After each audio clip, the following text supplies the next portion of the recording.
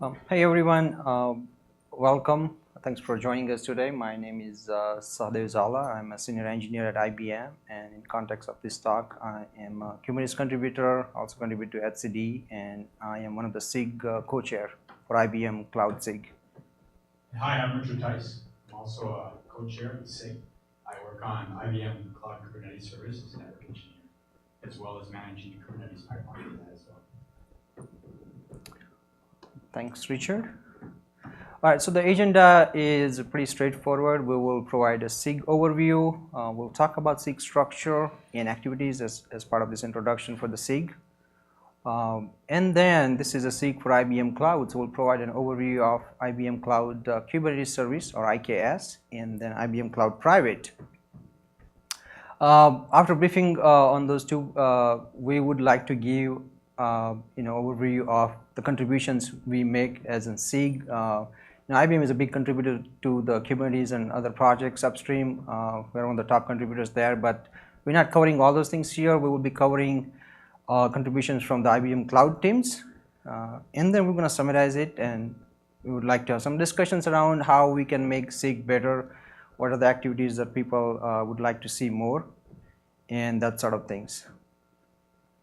So it is a special interest group for open discussions around how IBM clouds are leveraging Kubernetes, how they're deploying, supporting, and on all things around Kubernetes and related CNCF projects.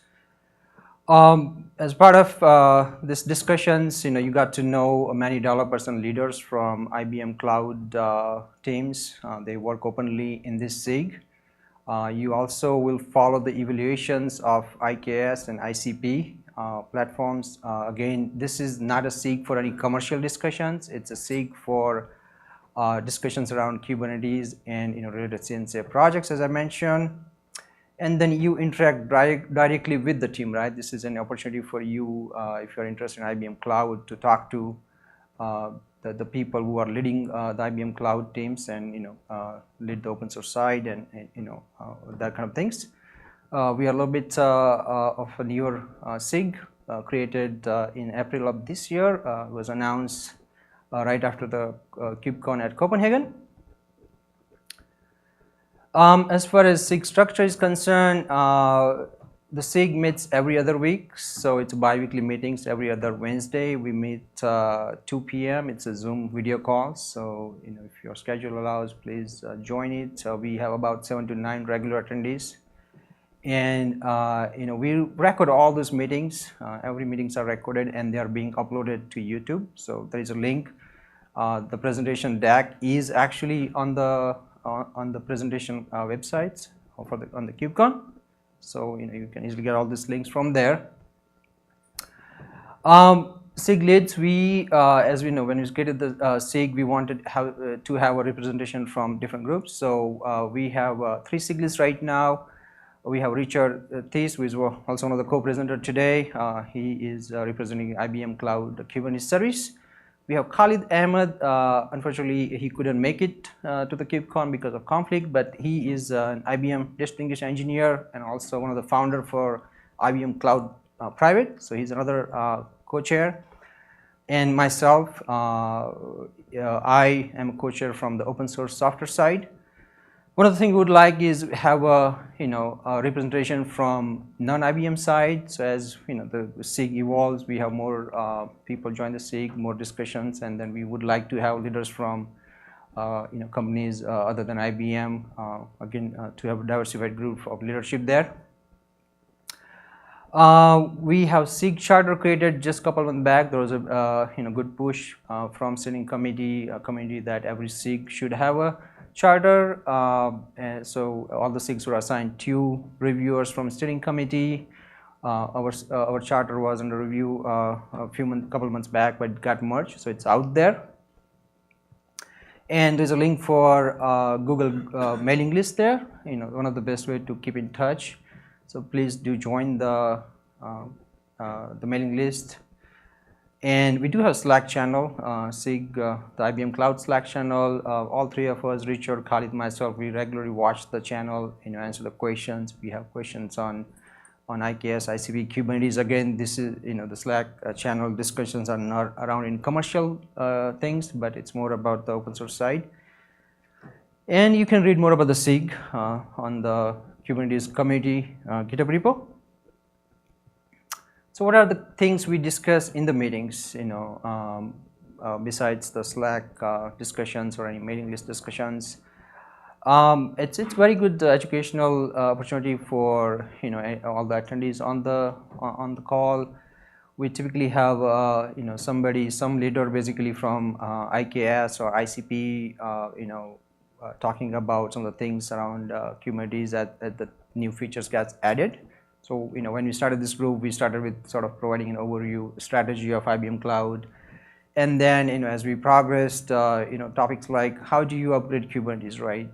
What's the strategy from the IBM Cloud perspective?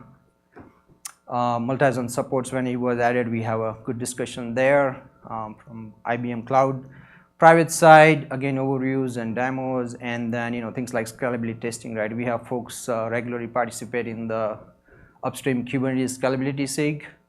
ICP, sometime back, few months back, it's already been certified to 1,000 nodes, and there's work in progress right now for certifying up to 2,500 nodes. We actually gave a separate presentation on that side at a different conference.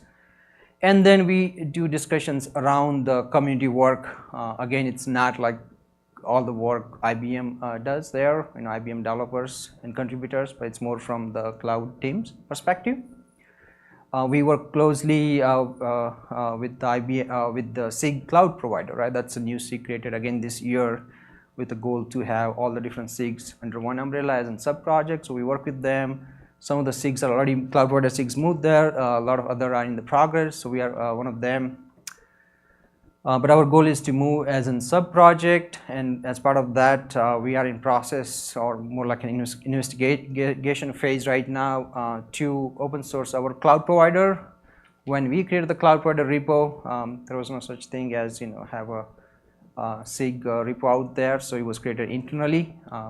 Now, in order to open source, we're looking at the best things or practices there to refactor the code and make it open source. So Richard is actually investigating that part. And like I said, SIG maintenance work, like creating the charter and other things as we need to do it. And then we also talk about the contributions, PRs, issues, other discussions that are provided from the IBM Cloud team. So with that initial introduction of the SIG, I would like to hand it over to Richard to provide a little overview of the IBM Cloud Kubernetes service. Richard, take over. So yeah, I'd like to talk about the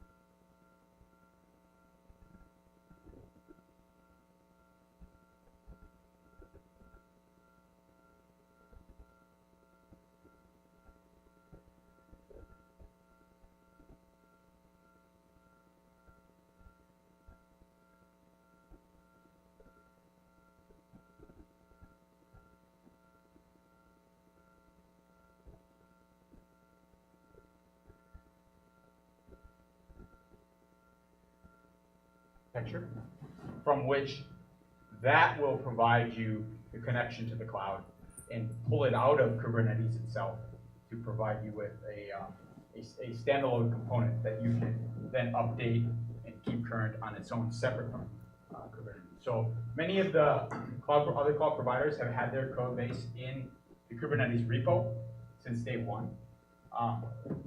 But they've stopped accepting new cloud providers in that code base. So the transition now is to move everybody out of tree, and we're working towards following the community on that path with our cloud provider. So if you have any questions on this or would like more details on the structure of our cloud provider and what we're doing in that area, feel free to contact me or attend our deep dive. I'll go into this a little bit more detail. With that, I will turn it back over for IBM Cloud Private. All right, well, thanks, Richard. And so let's talk a little bit about IBM Cloud Private here. So, it's the public side, the public cloud may not be always there for you, like your choice. There are certain use cases I would like to mention here. There are many, where you would like to have rather a private cloud versus public cloud, right? So as we know, over 80% of enterprises are not yet moved to the cloud, and there is big transition going on there with the cloud, with this new technology, right? So you may want to start with the cloud, you may want to get into the cloud, but you don't want to jump right away into the public side, and you would like to have your own cloud which is controlled by you, right? So that's one use case. Second is, think about security and compliances, right? The government regulations. A lot of countries, they don't want, a lot of regions, they want to keep the data right there. They want to move from, host it somewhere else, right? And then as a user, as a customer, you may want to customize your infrastructure the way you want it. And then, we are a big believer into the hybrid cloud model, where, we believe that the workloads as enterprises move into the cloud will be shared between public and private clouds, right? So that's where the private cloud comes picture, and then sometimes it may be simply a preference for you to have your own private cloud. So that's where IBM Cloud Private comes picture. It's an application platform for developing and managing on-prem applications and containerized application. We're talking about cloud native here. The biggest thing you get there is no complex setup as a user, right? It is pre-configured with Kubernetes, with IBM middleware, with containerized images of WebSphere Liberty and many more. And it comes with the management capabilities. Think about logging, monitoring, right? It's all set up for you. And then a lot of other services provided by IBM. So here I would like to provide this picture on this, the way the IBM Cloud Private is built around open source and open standards, right? So it's built on Kubernetes. It uses Docker engine for your Dockerized images, your applications. We use Helm heavily, so there are several Helm charts out there on GitHub IBM repo, ready to deploy. And for infrastructure, for provisioning, it uses project open. It's another open source project called Terraform, originally I think created by HashiCorp. Here you get better idea about when I mentioned earlier that it's your workloads, your infrastructure, right? It's the way you customize it. Right now, with IBM Cloud Private, you can run the Kubernetes master on x86, on Power Linux, and then you can basically mix and match your master and worker nodes, right? So worker nodes can be run on Z-Linux side. We believe that just when you don't want to put the heavy load on the master node itself, and there can be multiple masters for HA, but you don't want to put everything on the master. So there is a separate proxy node. There's a separate, again, more than one management nodes depending on your need for logging, monitoring kind of things, where we use Prometheus for monitoring, for example, or ELK stack for logging. And then on top of that, your worker nodes, the Kubernetes worker nodes runs. And then the next layer is IBM provided services out there. And on top of that, it's your application workload, right? So that's the sort of the bigger picture there, the way the architecture is there. If you want to get started with IBM Cloud Private, it's very easy. There is a community edition out there. It's free. It's a single node cluster you can actually run on your laptop, and you can play around it. If you are an enterprise developer, there's a second edition called Cloud Native. You got tons of things there as mentioned here. And then at enterprise level, you can get ICP Enterprise, where you get additional software, on top of the Cloud Native. All right. So as I mentioned earlier, from the cloud teams, we are contributing back to the community. We have people focused on that, regularly attending things. So the couple charts here, they're a few months old, but showing that overall IBM contributions, which we're not talking right here, or the Istio, where we are like top 2-3 contributors there. But from the IBM Cloud Private teams, we regularly attend and contribute to the Kubernetes Federation V2 project. I don't know if you're aware of it, but it's work in progress. Federation, we're talking about multi-cluster, right, environment. You're not just restricting yourself to one cluster. You have multiple clusters. And how do you do things like resource utilization with multiple cluster, right? You are scheduling something in one cluster. Down the road, you wanna share some of the resources, which is in the different cluster. So that's where the multi-cluster work is under progress under Federation. As you can see, IBM is like number 3 there. As, from the contribution side, we have 3 developers regularly attend there and contributing there. We have folks contributing Helm. As I said, we use Helm heavily. And then there's a smaller project called Cluster Registry. It's basically again in context of the multi-cluster Kubernetes, where the registry will keep the catalog of the multi-cluster APIs for easy management. And it's the Federation work, the cloud registry. It's all utilized by the IBM Multi-Cloud Manager. As I mentioned earlier, that we believe the workloads will be across different clouds, right? And that includes different cloud from different cloud providers. How do you manage that? That's where the Multi-Cloud Manager comes in picture. But we're not going into detail there. So I would like to keep a few minutes for any questions and discussions. So with that, I will summarize the talk. The special interest group, IBM Cloud, is it provides an open platform for discussions around Kubernetes as it is deployed and maintained and supported by IBM Cloud Kubernetes Service and IBM Cloud Private. We would love to have more folks join the SIG discussions. As I mentioned at the very beginning of the talk, we would like to even diversify the leadership for the SIG. Currently have all 3 folks from IBM. It's again well diversified from IKS, ICP, open source side. We would like to have folks from other than IBM there as a leader. And as I mentioned, we contribute significantly back to the community. And one of the near-term goal is we are investigating open sourcing the IBM Cloud Provider. And with that, thank you everyone so much. And I would like to have any discussions, any questions.